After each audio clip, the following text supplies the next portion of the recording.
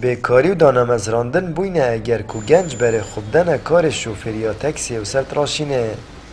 اوه چنده جینه رکوپیکیه که خستی وان هر دو پیشه آن و تمان دم جدال آواز کرینه و دهات وان کم بویه.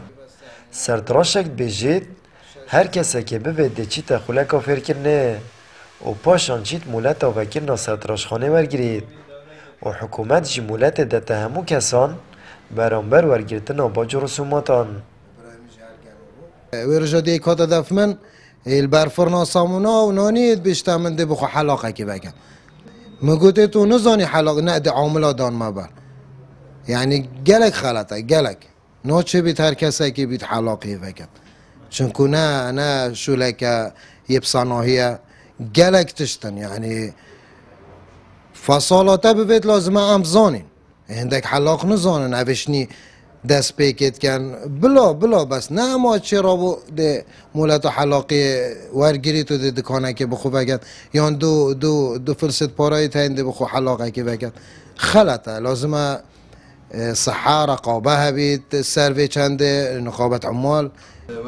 نافجاوت من نافجاوت بجن دریجن از چه ستایل جیگرم بو نافجاوت دریجن شوکی کرد جیده تباجر چون که بیشین هر کلانه که سه چهار حلاقی دادن دبید هنده کلانه حلاق پتر دادنش آکنجیت و کلانه بخو لورا بیشین مهر وکی برای نکشی مگوتین نه سیستم کرنا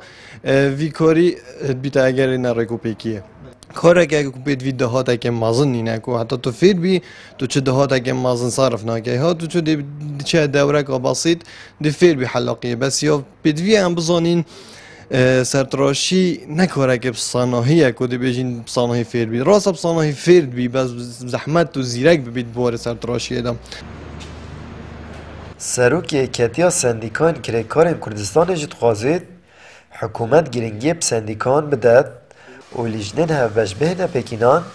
جبورک خستن آوان جوره پیشه ناو بازاری دا.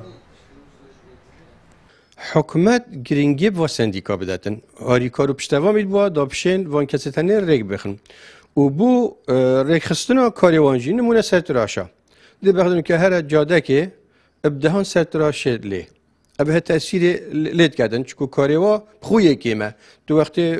جهاجی زده که کم تلیتن الویری اگر لجنک هبیتن نینر سندیکایی گل دابیتن همه چه نبید کل بیش مسافه که دیار بکن اگر دکانه که سرتراش الویری هبید بلانه که یدیب رغبه نبید و تاکسی جی هر واسه یعنی تاکسی جی کف زربونه تاکسیا یعنی حقیقت تأثیر پتر تاکسیت کرد شوفر تاکسیت کردن حکومت هرم کردستان موازده تریشه سالانه دا مزراندن را گرتی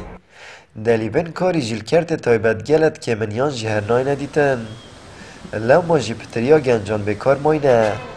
هنده گنجان جیش نچاری شوفریا تکسی یان سرتراشین هل بجارتیه اجبر کبسانا هیت شنفر ببنو کار بکن آمد بریفکانی کنال آسمانی پیام دهوک